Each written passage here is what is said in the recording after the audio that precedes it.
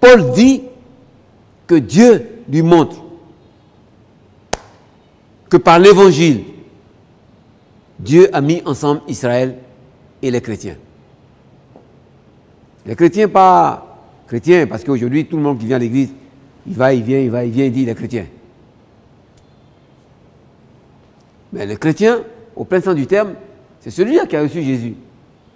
Et ayant reçu Jésus, accepté Jésus, ayant accepté de demander pardon pour ses péchés et d'être, et de devenir enfant de Dieu, fait baptiser, se nourrir de la parole de Dieu, habité par le Saint-Esprit, celui-là est un chrétien. Il vit par et en Christ. L'apôtre Paul dit, ce n'est plus moi qui vis, c'est Christ qui vit en moi. Le chrétien. Petit Christ. Paul dit, c'est un mystère.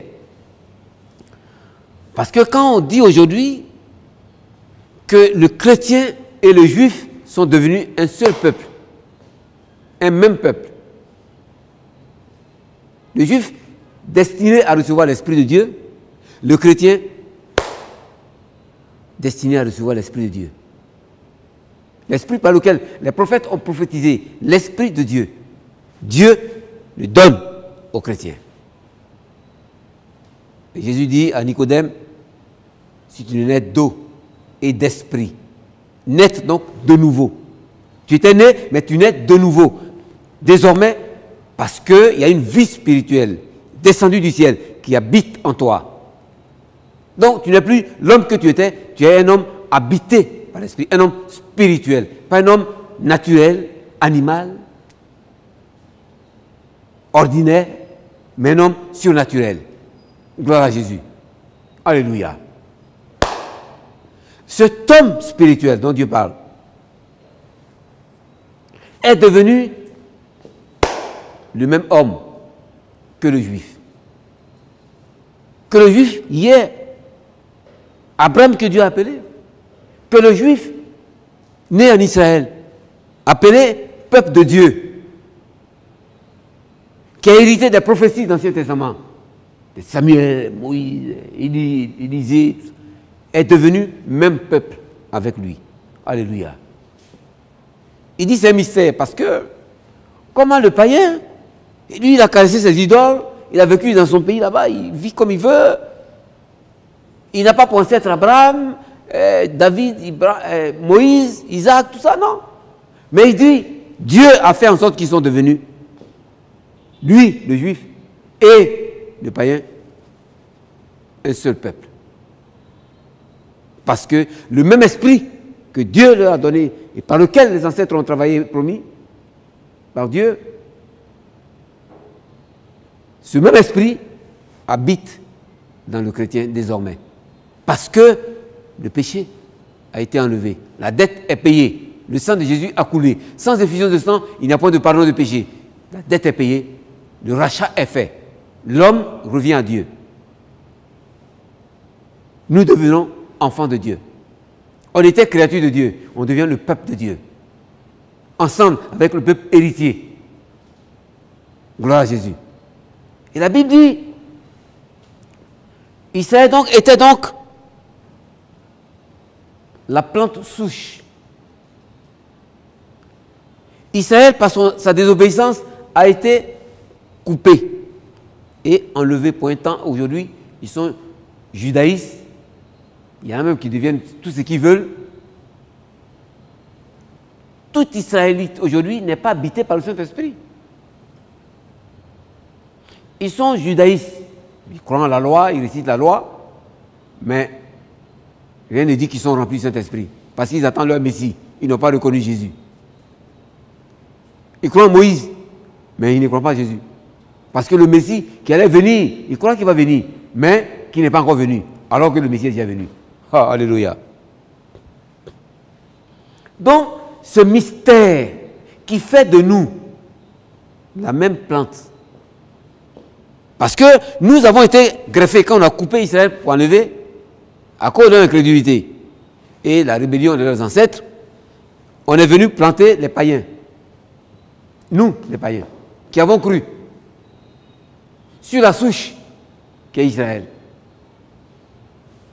Désormais, Israël est déposé. La souche Dieu est là et les chrétiens ont été plantés par leur foi et par leur rattachement au Dieu vivant et vrai que Israël servait, mais qui servait en dents de scie et qui ont été déménagés. Les chrétiens ont été posés là.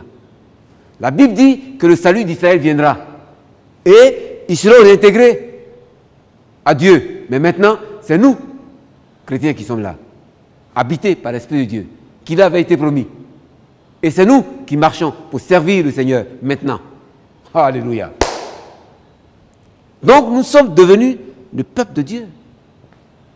Mais à cause de la promesse, à cause de l'œuvre des ancêtres, à cause de la souche, Dieu les bénit. Donc ils ont la grande intelligence technologique. Le petit État d'Israël est très fort, très puissant. La première puissance mondiale militaire, c'est les États-Unis. Je ne sais pas si l'Angleterre vient, l'Allemagne, la Russie, mais Israël occupe la 4e place. 7 millions d'habitants, à peine. Alors, cette grâce de Dieu sur leur vie, cette intelligence et cette capacité que Dieu donne, nous étant devenus le peuple de Dieu, avec eux, cette grâce et cette capacité nous est destinée aussi. Parce que quand on est en contact avec Dieu, on reçoit de Dieu sa grâce, son onction. On est pénétré, on est touché et on est conduit par lui. C'est de ça que nous bénéficions. Et c'est ce que nous sommes devenus. Donc, le même peuple, la même grâce, le même Seigneur, le même Dieu. Ah, ça c'est merveilleux. L'apôtre Paul dit c'est un mystère.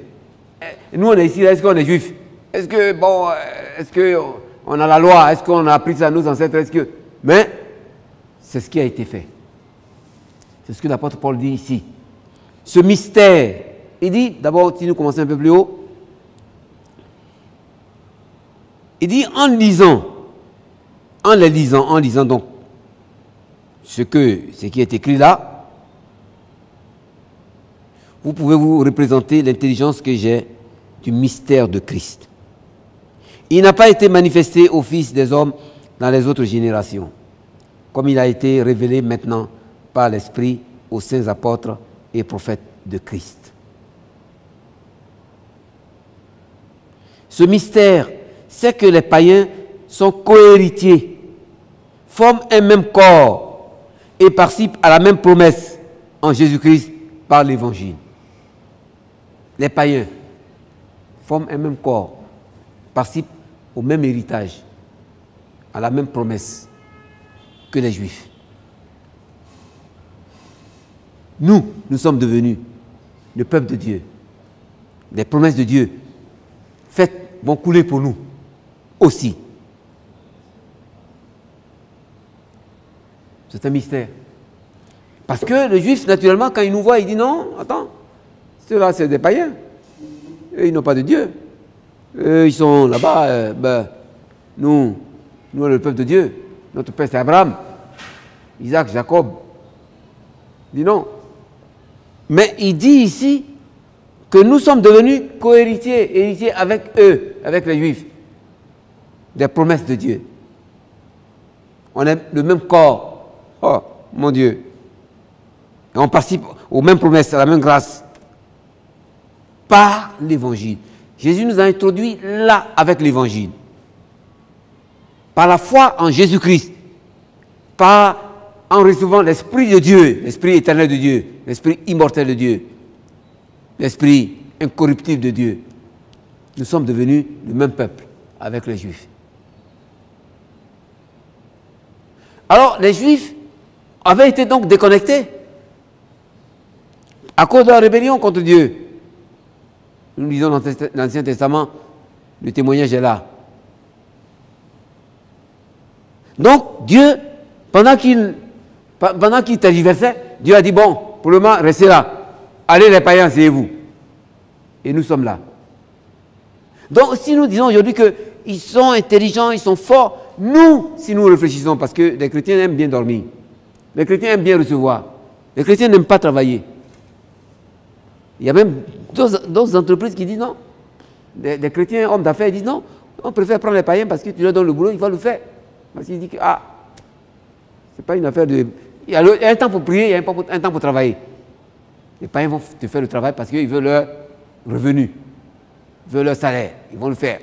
Les chrétiens vont être là, ils vont dire, bon, on va prier, bon, c'est cela, bon, c'est mon frère, comment il va faire ceci, comme ça, hein? Le chrétien va commencer à raisonner. Donc, je pense que si les chrétiens commencent à travailler, il y a une grâce qui doit découler.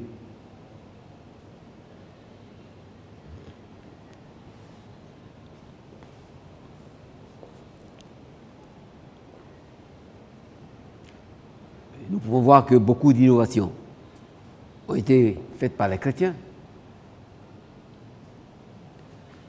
Beaucoup de découvertes, car Dieu a créé, il a disposé, et les hommes ont découvert beaucoup.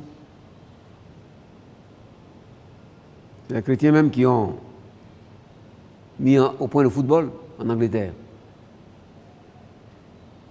C'est un Italo-chrétien, un Italo-anglais qui a découvert l'électricité.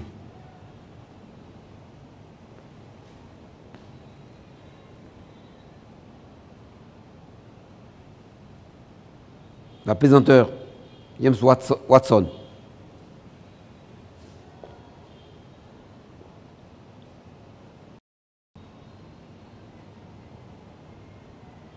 Les moteurs Caterpillar.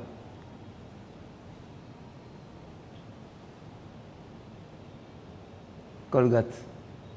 La pâte dentifrice Colgate. Chrétien. Caterpillar. Chrétien. Conception du moteur.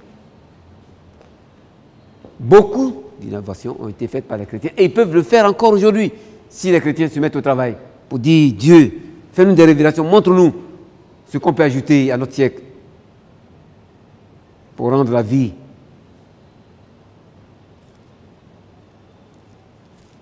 souple, facile, créer du confort dans la vie des hommes, ajouter à l'humanité. Aux découvertes scientifiques. Nous voulons participer. Les chrétiens doivent aller là parce qu'ils sont connectés à Dieu par l'Esprit de Dieu. L'Esprit qui est auprès du Père coule en nous. Ça c'est quelque chose. Alléluia. Donc on va innover. Dieu va nous montrer même dans nos prières, dans nos révélations, dans nos songes, Dieu va nous montrer des choses qu'il veut faire, des choses qui n'existaient pas, qui vont porter à l'existence. Est-ce qu'on va élever nos enfants et nous, est-ce qu'on va travailler pour le Seigneur, on va prier, on va être connecté à Dieu, on va se laisser arroser. Dieu, c'est lui qui donne la connaissance, l'intelligence, la réflexion. Il veut ajouter ça à l'Église, aux chrétiens. Parce que le mystère, c'est que le chrétien et le juif sont devenus un même peuple.